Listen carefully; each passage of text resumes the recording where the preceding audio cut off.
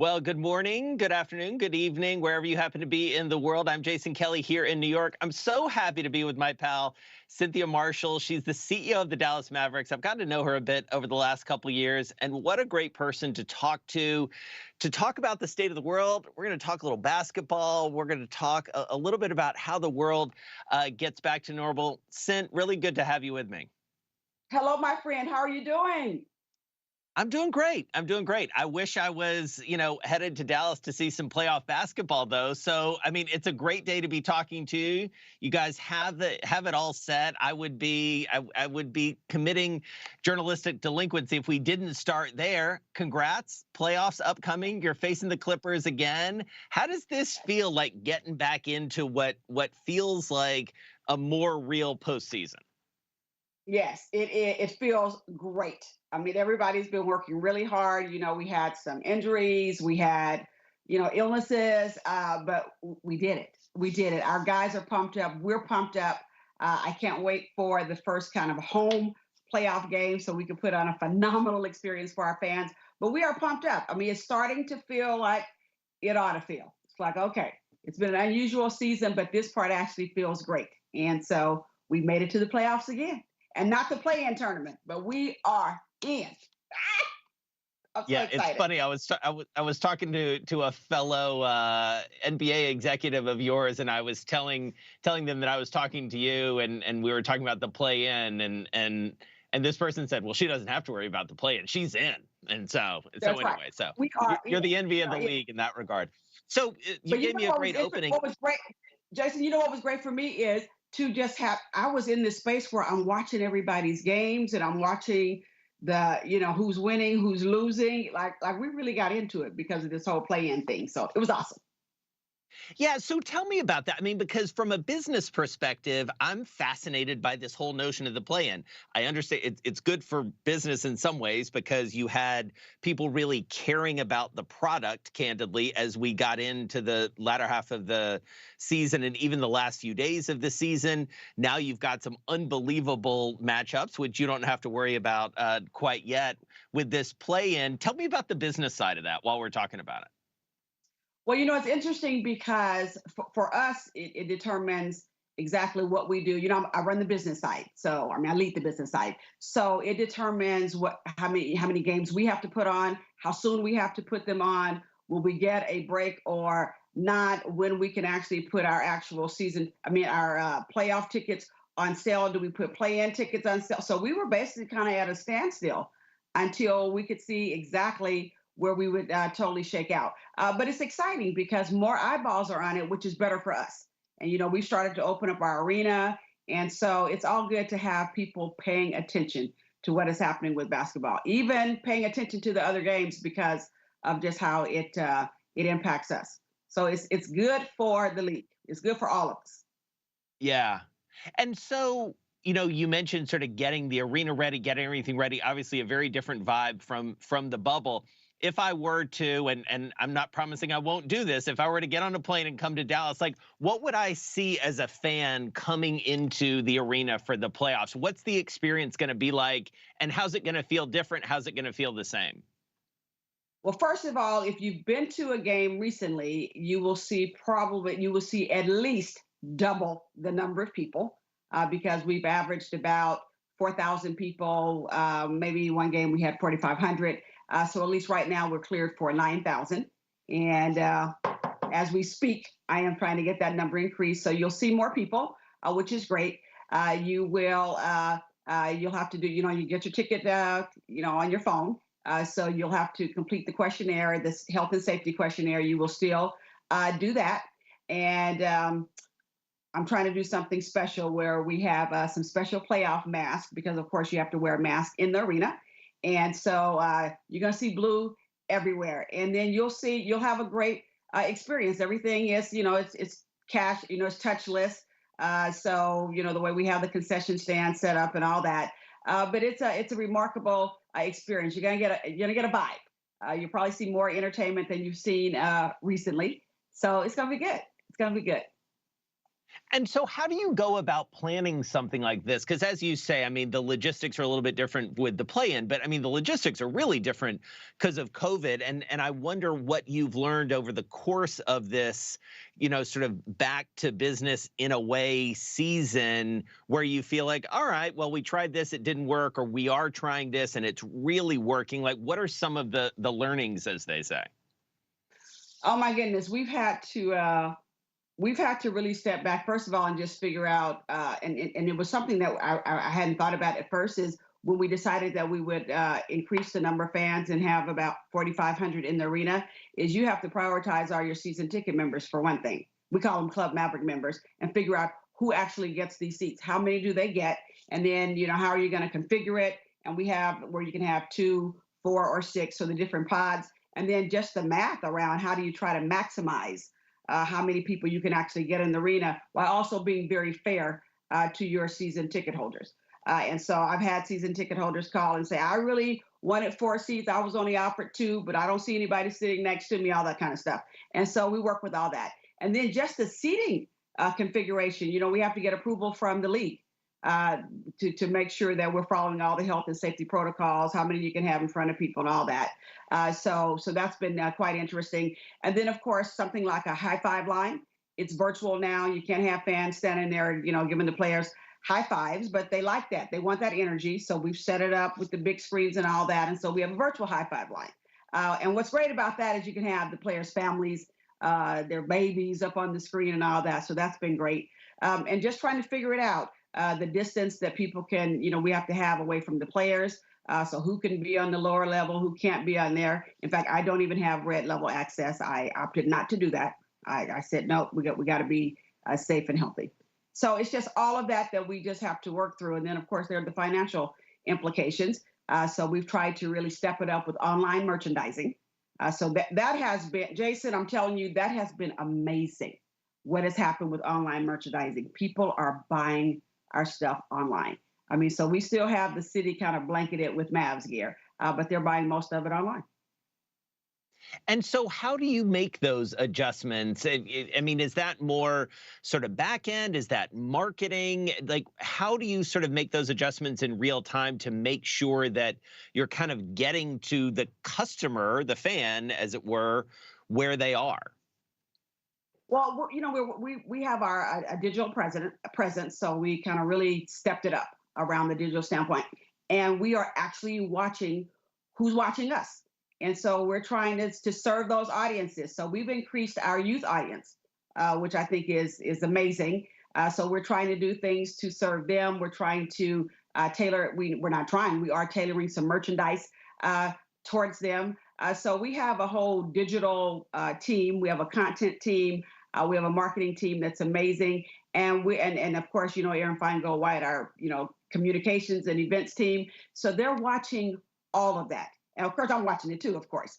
And so we're trying to respond. To your point, we're trying to meet people where they are, and I think we're doing a good job with it. I think we're doing a really good job with it. I mean, our players are really, really popular.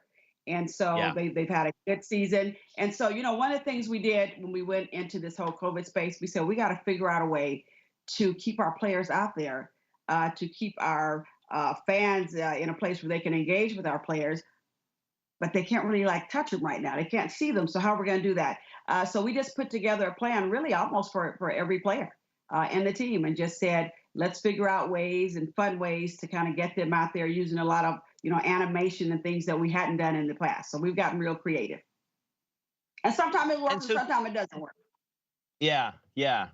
So tell me about the conversations you've had with your sponsors. I mean, one of the interesting things about you is you had, this long illustrious career at AT&T there in Dallas, and so you're very plugged into the broader business community.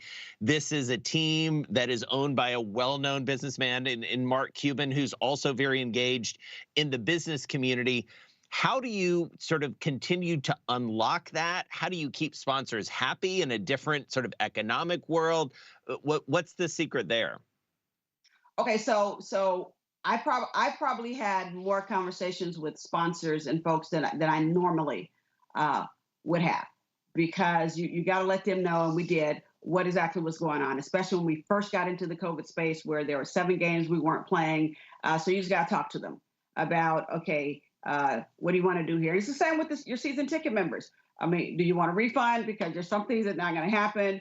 Do you want to help, work with us and kind of support some of our foundation causes? And because we were doing a lot, as you know, from just a COVID standpoint and responding to community needs, but then also from a social justice standpoint with our Mavs Take Action Plan. So you want to support that?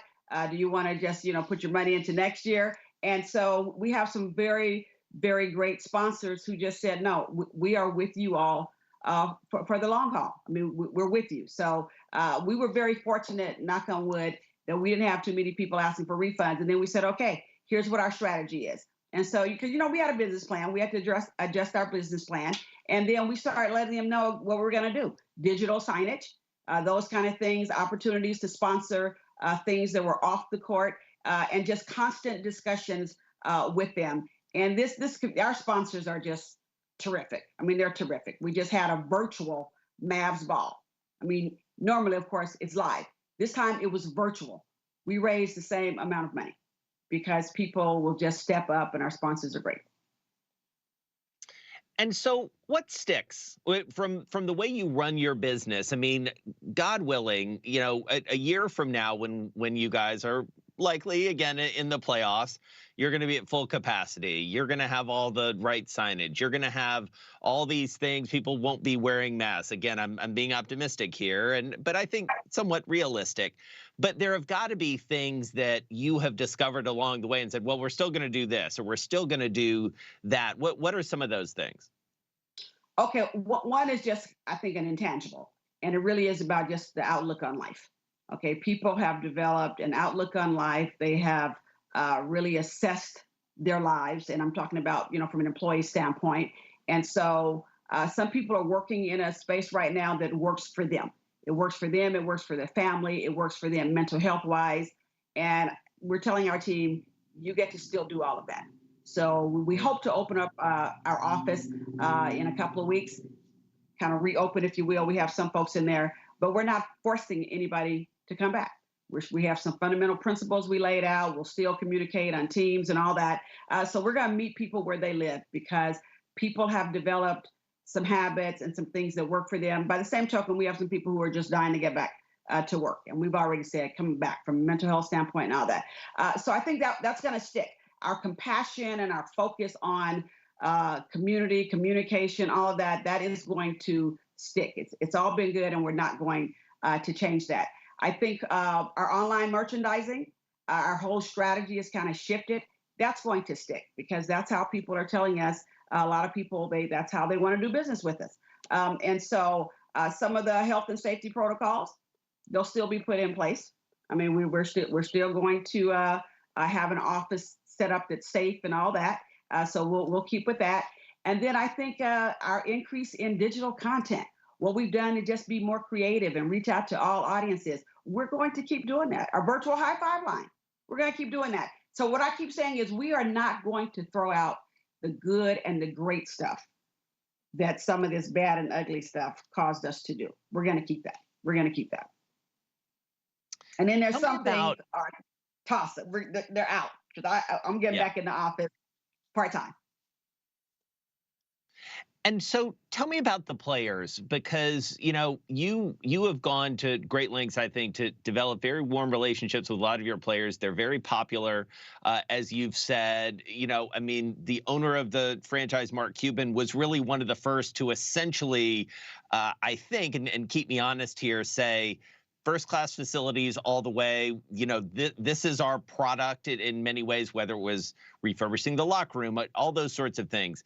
This last year has been a very different one for players, and candidly, especially players of color, who are the majority of the players in the NBA. Tell me about how those relationships have changed and what you've seen develop, as someone who, and I know you run the business side, but these are individual businesses in many ways, these players, and they're complicated enterprises. Oh, you're right. And we do have some great relationships with our players. I love them. We took our team picture on Friday, so it was just good to actually be there with them. And you're right, like last summer when the George Floyd situation occurred and all that. That was tough, and actually, it was tough for all of our players. Not just the players of color. It was tough for all of them, and so we got a chance to really get even closer, to really have some courageous conversations, to sit down, just talk about what they were feeling, what they were dealing with, how they were feeling, and then to ask them, what do you want us to do? What do you want to do here? Kind of what's your profile? How do you want to talk about this? So we were right there with them, and we do that for everything. We have a player relations team that's incredible. Greg Nard leads that for us. And so we have personal relationships with them, with their marketing people, with their teams. And so we treat them, yeah, they're a team, but we also treat them as individuals. And on our side here, we are here to do whatever they need us to do, taking care of their families. We have great relationships with the family members. I was just out with some of them a couple of weeks ago in our mask, socially distant, but just having some good conversation with some of them just to see how they're doing, especially this time of year. And my boss is very sensitive to that. As you get into the end of the season, playoffs and all that, tensions can get high. So just let's make sure we take care of them and take care of their families. So we have a big focus on that right now. And then some of them have talked to us about kind of what they do, what they want to do around, their different deals. We help them, get decisions around that. They have their own, teams and all that, but they can absolutely rely on us. They can rely on us. Well, tell me about this last year for you. I mean, you alluded to the fact we're coming up on the anniversary of George Floyd's killing in Minneapolis. Obviously, I would imagine, and I know this to be true, you have been involved in a lot of discussions at the league level, in part because of the trailblazer that you are, the first woman of color, the first Black woman to run an NBA team. What has that been like for you? What is the impact you think you've had in some of those conversations in a league that I think it's fair to say has been pretty forward thinking, and yet would be the first to say still has a long way to go. We all have a long way to go on this. But what are some things you can share about your perspective? What's actually been great is I've been called upon a lot just for advice, to sit on panels. And I'm one of those kind of people where I don't mind being the Black woman. I mean, I don't mind bringing that perspective. In fact, I will bring that perspective wherever I go. And we all have to do that. You and I talked about that a little earlier, where we all have a role to play. I mean, we all have a role to play in this society. And so I know part of my role is to bring that voice and to make sure that, yes, I'm the first, but to make sure that I'm not the last, and to make sure that not just the league, but others in the corporate spaces are looking at diversity, equity, and inclusion so that we can make more spaces for people that look like me, and to bring those voices and to make things different. I bring a perspective. I have 4 kids, 2 sons, 2 daughters. And so I bring a perspective about, what my sons have had to deal with. And I talk about that. And so our theme here at the Mavs around all that social justice stuff is listen, learn, unite. And so we listen. And so sometimes my voice is called upon and the league is listening, which is great. So I have no hesitation about being called upon and contributing, which is terrific. The last time you and I got a chance to catch up was toward the tail end of Black History Month. And one of the things you said during that conversation really stuck with me, which was this notion of, all right, we've had a lot of conversations, we've been talking about a lot of stuff, but you, through your whole career and certainly in this job, have been incredibly action oriented. And I feel like you have a very healthy impatience in that regard and a tendency toward action. What is the action that we should be thinking about, and what are the actions that you talk about either across the league or with other CEOs who are around the Dallas area? One of the things, and I'm one of the members of the Dallas Regional Chamber, and so we put together a comprehensive diversity, equity, and inclusion initiative for the business community. And so one of the things I talk about is to have a holistic diversity, equity, and inclusion program, not just focused on diversity, the talent, the numbers, and all that, but a real focus around equity. I mean, looking at your customers, looking at your suppliers, your sponsors, looking at where your philanthropic dollars go. What about your purchasing spend? Who are you doing business with? Are you doing business with people that don't look like you? So I talk about making sure that it's holistic and it's focused on every aspect of our business, and that we are, as leaders, we are to be role models, and we are to sit down and engage in those conversations. I mean, some of these conversations are not pleasant, but we need to engage in them. I know we had a few season ticket members when our guys were playing in the bubble and the court says Black Lives Matter. They wanted to leave us. And I said, I want to talk to anybody who wants to leave us because I love our fans. I love them. I love people.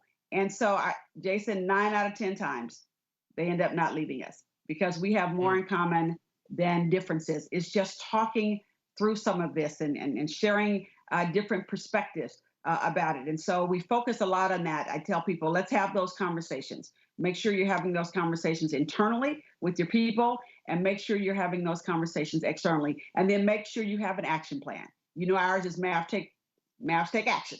Advocacy, communication, training, investment, outreach, and noise. 41 initiatives really focused on getting rid of some of these racial disparities. And so have a documented action plan. Just pick one thing, pick one area, whether it's education, whether it's economic, whether it's investing in communities, whether it's making sure that you're trying to diversify your executive team, your pipeline, whatever it is. Pick one thing and get with your team and say, hey, let's get this done. And then the next year you pick one more thing, but be very, very deliberate about it. I call it all in leadership. Okay. You got to be intentional. You have to be inclusive. You've got to inspire people to want to do it. So you just got to get all in with it.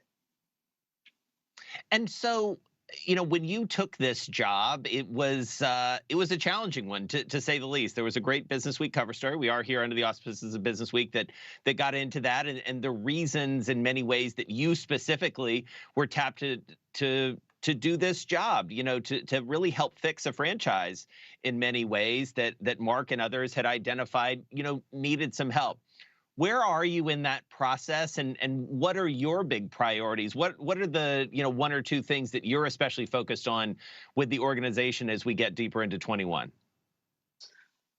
You're right. We had a big focus on diversity and inclusion, and we have made so much progress, and I'm so proud of our team. Last year, we actually won the NBA's Inclusion Leadership Award. So I feel real good about the culture that we've established and our values and all that. Equity is a big piece that we're focused on now. Looking at all of our processes, especially as we come back to work, making sure that they are fair, especially in the environment that we're in right now, making sure we are meeting people where they live, and that people are having a great personal experience being a Mavs employee. Our workplace promise is, if you work at the Mavs, you are in a place where every voice matters and everybody belongs. And that's everybody. I mean, I recently had a meeting with all of our Asian American Pacific Islander employees because of what's happening in some parts of the country there. So making sure that we are seeing about everybody. That's a big focus for us right now. And continuing to elevate women and kind of preaching that gospel, making sure that we're just not doing it, but that we are a leader. Right now, we are really kind of stepping up to our external role. We are natural conveners. People trust us. And so we are taking the leadership in the community on really advancing a holistic DE&I agenda, which is great. And that's all of us. I mean, all of our employees, Black, white, Asian, Hispanic, we're all in there together pushing an agenda for Dallas. And so that's our big focus right now, is how can we lead these kinds of efforts in Dallas? How can we help to bring Dallas back from a business standpoint? So we're doing a lot of work focusing in on small businesses and how we can help bring the business community back. So we're looking outside of ourselves. Well, and that looking outside of yourself is so interesting to me, and this is another issue you and I have talked a lot about as we think about the last year. And you guys were among the teams that offered your facilities as a voting site. This was this was a time where sports and athletes did step outside themselves in some ways uncomfortably and into a world that is very partisan, in a world that, does have people canceling season tickets or at least threatening to do so. How do you maintain that balance of a very diverse fan base, but also wanting to do the right thing? Like, what's the North Star there that you would advise other CEOs who were wrestling with these exact same issues?